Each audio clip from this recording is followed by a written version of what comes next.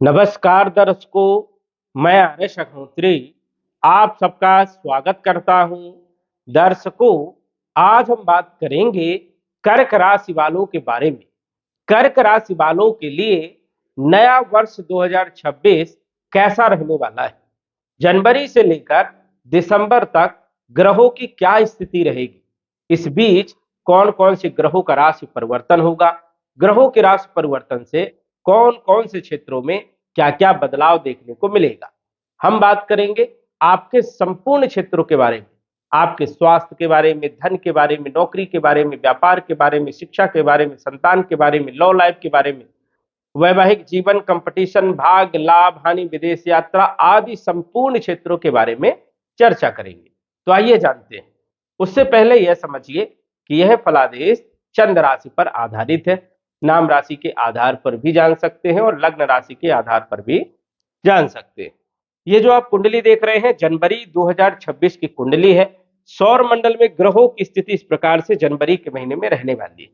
यहां पर आप देख रहे हैं जनवरी से लेकर के दिसंबर तक ग्रहों का कब राशि परिवर्तन होगा, किस तारीख को, किस महीने में राशि परिवर्तन होगा, और वीडियो के माध्यम से हम आपको समझाने का प्रयास करेंगे कि कौन से महीने में कौन सा ग्रह राशि परिवर्तन करेगा, उसका रिजल्ट आपको कैसा मिलने वाला है।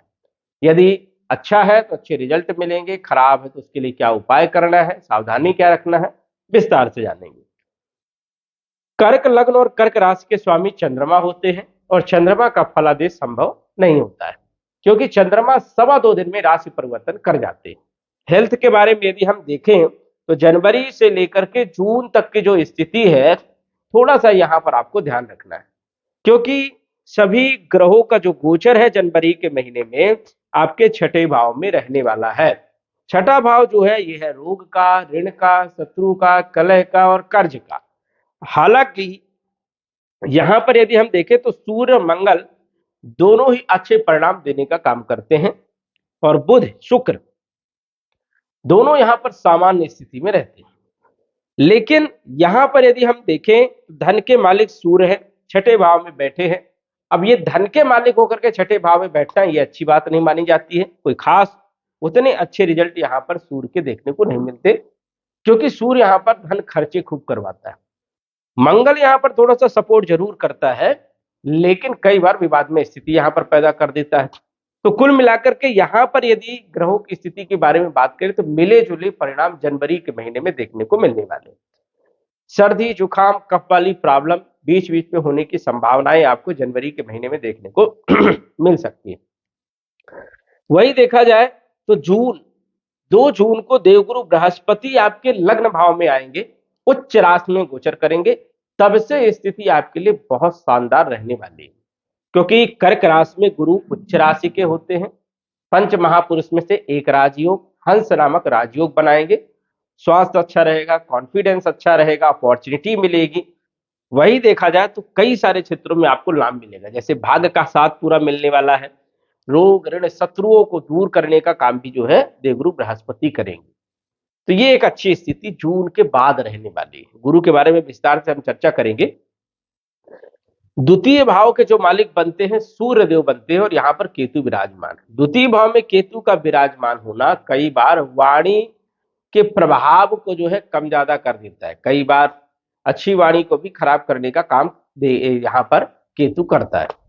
अब केतु यहाँ पर नकारात्मक रिजल्ट तब देगा जब यहाँ का मालिक, धन भाव का मालिक खराब स्थिति में रहेगा। मतलब सूर्य की स्थिति जब बढ़िया नहीं रहेगी तो केतु का प्रभाव नकारात्मक देखने को मिलेगा। जनवरी के महीने में देखा जाए तो सूर्य जो है 14 जनवरी तक आपके छठे भाव में रहेंगे। इसका मतलब ये है कि छठे भाव में सूर्य का गोचर है तो धन खर्चे हो सकते हैं, कुटुंब परिवार में अशांति हो सकती है, वाणी में उग्रता हो सकती है। तो यहाँ पर आपको ध्यान रखना है। 14 तारीख के बाद यही सूर्य जो है राशि परिवर्तन करके सप्तम भाव में आएंगे। तो यहाँ पर एक अच्छी स्थिति है, धन के लिए एक अच्छी स्थिति है, कुटुंब परिवार के लिए भी अच्छी स्थिति है। लेकिन यहाँ पर वैवाहिक जीवन पर थोड़ा सा ध्यान रखना है।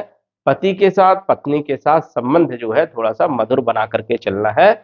वैसे व्यापारिक स्थिति के लिए ये स्थिति यहाँ पर सूर्य की बढ़िया मानी जाती है।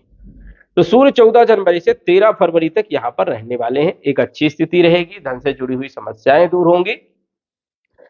लेकिन 13 फरवरी को राशि परिवर्तन करके अष्टम भाव में चले जाएंगे और यहां से सूर्य की स्थिति खराब हो जाएगी। सूर्य आपको 13 फरवरी से लेकर के ये समझिए कि लगातार उतने अच्छे परिणाम आपको नहीं मिलने वाले 15 मार्च तक। 13 फरवरी से 15 मार्च तक राहु के साथ रहेंगे और 15 मार्च को आ जाएंगे शनि के साथ। यहां पर भी कोई खास उतने अच्छे रिजल्ट देखने को नहीं मिलते, लेकिन फिर भी ठीक ठाक रहते हैं। तो ये 14 अप्रैल तक की स्थिति जो है आपके लिए ठीक ठाक नहीं है। 13 फरवरी से ये ध्यान रखना है कि 14 अप्रैल तक स्थिति बढ़िया नहीं है। उसके बाद सूर्य बहुत अच्छे परिणाम देंगे, क्योंकि 14 तारीख को राशि परिवर्तन करके ये मेष राशि में आएंगे, उच्च के परिणाम देंगे। धन के लिए, कैरियर के लिए, कुटुंब परिवार के लिए बहुत अच्छे रहने वाले हैं। 15 मई तक यहां पर रहने वाले हैं। 15 मई को लाभ भाव में आएंगे, यहां पर भी बहुत अच्छे परिणाम देंगे। आय में वृद्धि करेंगे, लाभ देंगे और धन को बढ़ाने का काम करेंगे। लेकिन 15 मई को देखा जाए तो राशि परिवर्तन करके जब ये चले जाएंगे 12वें भाव में, तो यहां पर भी स्थिति बढ़िया नहीं है। धन खर्चे आपके होने वाले हैं। कुटुंब परिवार को लेकर के चिंता बनी रह सकती है, तो इस चीज का ध्यान रखना है। 15 जून से पुनः फिर स्थिति आपके लिए बेहतर रहने वाली है दिसंबर तक। तो इस प्रकार से आप जो है सूर्य को देख सकते हैं। अब सूर्य बीच बीच में जब खराब स्थिति में रहेंगे तो उपाय क्या करना है? सुबह जल्दी उठना है, सूर्य देव को जल चढ़ाना है, हो सके तो 12 सूर्य नमस्कार करें, या हो सके तो सूर्य आदित्य स्तोत्र का पाठ करें, जिससे सूर्य आपको अच्छे परिणाम दे और धन की स्थिति 2026 में अच्छी बनी रहे। तीसरे भाव के मालिक बनते हैं बुध देव, और बुध तीसरे के भी मालिक है और 12वें भाव के भी मालिक है। और बुध बैठे कहां पर है? आपके छठे भाव में बैठे। अब छठे भाव में बुध यहां पर विपरीत परिवर्तन राजयोग भी बना रहे हैं। अब ये राजयोग यहां पर देखा जाए तो एक अच्छा राजयोग माना जाता है, क्योंकि काल पुरुष की कुंडली में बुध का ये पक्का भाव भी माना जाता है। यहां पर कई मायनों में बुध यहां पर जो है अपने आप को अच्छा मानते हैं। यहां पर स्थान बल जो है बुध को मिलता है। अब देखा जाए तो बुध पराक्रम के मालिक है, तो स्वाभाविक है कि बल पराक्रम में वृद्धि करेंगे। कम्युनिकेशन वाले क्षेत्रों में भी जो है लाभ देने का काम करेंगे। हालांकि मंगल के साथ बैठे हैं तो उतने अच्छे रिजल्ट देखने को नहीं मिलेंगे। 12वें भाव के मालिक है, 12वें भाव को देख रहे हैं तो खर्चों पर लगाम लगाएंगे और विदेश से जुड़े हुए कार्यों में लाभ मिलेगा। यदि आप वीजा, पासपोर्ट, ग्रीन कार्ड ये बनवाना चाहते हैं तो स्थिति आपके लिए बढ़िया रहने वाली है। कब तक? 17 जनवरी तक। 17 जनवरी को बुध आ जाएंगे मकर राशि में। 17 जनवरी से 3 फरवरी तक बुध जो है यहाँ पर रहेंगे। एक अच्छी स्थिति रहेगी व्यापार के लिए, बिजनेस के लिए, बल पराक्रम के लिए और विदेश की यात्राओं के लिए। उसके बाद यदि हम बात करें तो बुध 17 तारीख को राशि परिवर्तन करके जब 10 नंबर की राशि मकर राशि में आएंगे तो यहाँ पर 3 फरवरी तक रहेंगे। 3 फरवरी को राशि परिवर्तन करके अष्टम भाव में जाएंगे। यहां पर भी विपरीत परिवर्तन राजयोग बनेगा, लेकिन ये राजयोग उतना लाभदायक सिद्ध नहीं होगा। तो यहां पर थोड़ा सा ध्यान रखना, ये एक अच्छी स्थिति नहीं है। इसके बाद यदि हम बात करें तो 3 फरवरी से 11 अप्रैल तक शनि के साथ नीच राशि में गोचर करना, ये भी बुध के लिए एक अच्छी स्थिति नहीं है। ध्यान रखना है। 11 अप्रैल से 30 अप्रैल तक की स्थिति बढ़िया है।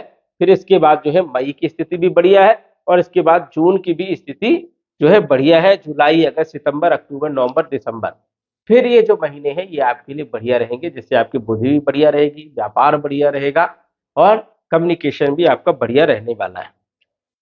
शुक्र जो है आपके चौथे भाव के भी मालिक है और लाभ भाव के भी मालिक है। गोचर कहां कर रहे हैं? छठे भाव में गोचर कर रहे हैं। अब सुखेश और लाभेश छठे भाव में गोचर कर रहा है, इसे उतना अच्छा तो नहीं माना जाता। भूमि, भवन, प्रॉपर्टी से जुड़े हुए कार्यों में डिले होगा, बात बनते बनते रह जाएगी। लाभ के लिए जो आप प्रयत्न कर रहे हैं उसमें भी डिले होगा, थोड़ी परेशानियां उत्पन्न होंगी। और ये शुक्र जो है कब तक रहेंगे? 13 जनवरी तक रहेंगे। उसके बाद ये आ जाएंगे मकर राशि में, यहां पर अच्छे परिणाम देने का काम करेंगे 13 जनवरी के बाद। तो 13 जनवरी से 6 फरवरी तक आपके सप्तम भाव में रहेंगे और 6 फरवरी को राशि परिवर्तन करके ये अष्टम में आ जाएंगे। अब अष्टम में राहु के साथ उतने अच्छे परिणाम देखने को नहीं मिलते। यहाँ पर थोड़ी सावधानी भी रखना है, स्त्री वर्ग से सचेत भी रहना है। कोई आरोप प्रत्यारोप या लीगल नोटिस ऐसे कुछ न कुछ देखने को मिल सकता है। माता के स्वास्थ्य पर बुरा प्रभाव और आय को लेकर के भी चिंता देखने को मिलेगी, तो यहां पर आपको विशेष तौर पर ध्यान रखना है। फिर यदि 6 फरवरी से लेकर के 2 मार्च तक शुक्र की जो स्थिति रहेगी वो ठीक ठाक स्थिति रहने वाली है, और 2 मार्च से 26 मार्च तक भी अच्छी स्थिति रहेगी। उसके बाद की जो शुक्र की स्थिति है मार्च के महीने के बाद से फिर अच्छी है, दिसंबर तक कोई विशेष दिक्कत वाली बात नहीं है। शुक्र आपको भूमि भवन प्रॉपर्टी से जुड़े हुए कार्यों में लाभ भी देगा, वाहन में भी लाभ और आय के माध्यमों को बढ़ाने का काम करेगा, धन में वृद्धि करने का काम करेगा और भौतिक सुखों में वृद्धि करने का काम करेगा। तो शुक्र ज्यादा लंबे समय तक खराब स्थिति में नहीं रहने वाले, इस चीज का भी आपको ध्यान रखना है। मंगल आपके पंचम भाव के भी मालिक है और मंगल आपके कैरियर के भी मालिक है। ये आपके लिए महत्वपूर्ण ग्रह है, क्योंकि कैरियर का मालिक है। गोचर कहाँ कर रहे? छठे भाव में। छठे भाव में मंगल का गोचर अच्छा माना जाता है शिक्षा के लिए, विद्यार्थियों के लिए, पढ़ाई लिखाई के लिए, संतान के लिए, लॉ लाइफ के लिए, फाइनेंशियल स्थिति के लिए और नई नौकरी के लिए, कैरियर के लिए समय बढ़िया रहने वाला है। मंगल यहाँ पर रहने वाले हैं 16 जनवरी तक। 16 जनवरी से 23 फरवरी तक रहेंगे आपके सप्तम भाव में। यहाँ पर लॉ लाइफ के लिए बहुत अच्छी स्थिति है, प्रेम विवाह के लिए, फाइनेंशियल स्थिति के लिए, कैरियर के लिए एक अच्छी स्थिति है।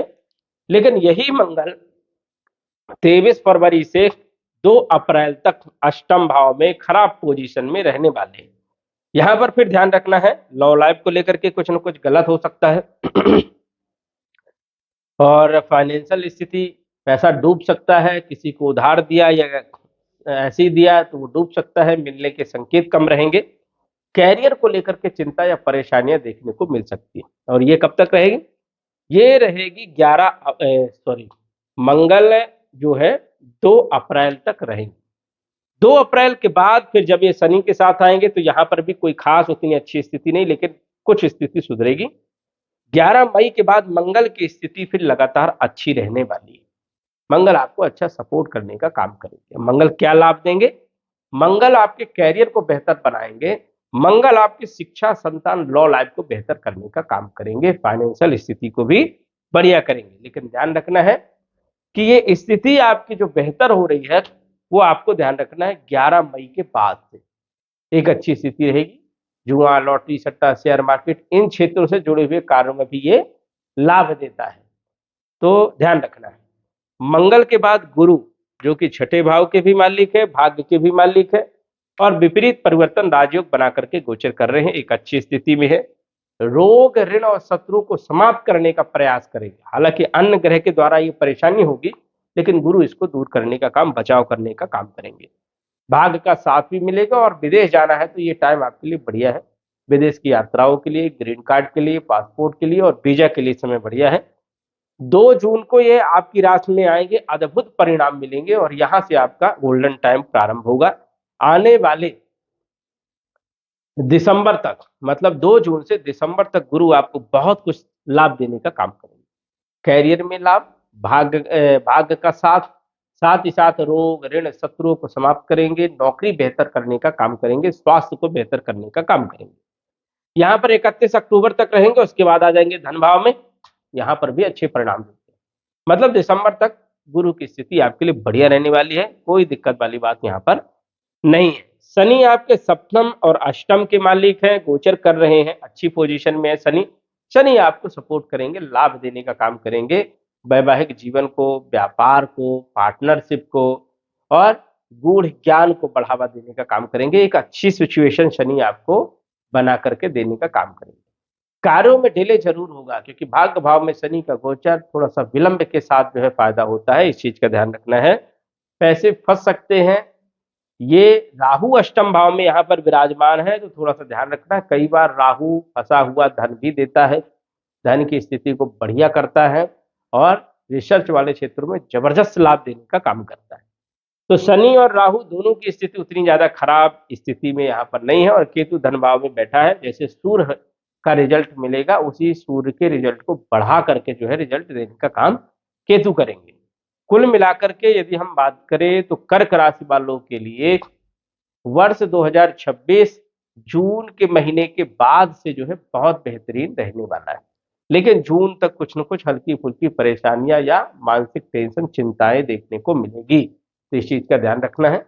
उपाय हमने जो बीच में बताए हैं उन उपायों को जरूर करिए और सटीक जानकारी के लिए कुंडली का विश्लेषण करवा सकते हैं। तो दर्शकों, आज बस इतना ही। धन्यवाद। यदि आप अपनी कुंडली का विश्लेषण घर बैठे करवाना चाहते हैं तो दिए गए व्हाट्सएप नंबर से संपर्क करें। साधारण फीस जमा करके आप अपनी कुंडली का विश्लेषण फोन के माध्यम से घर बैठे ही करवा सकते हैं और जान सकते हैं अपने भूत, भविष्य और वर्तमान के बारे में। धन्यवाद। WhatsApp number 9479893911।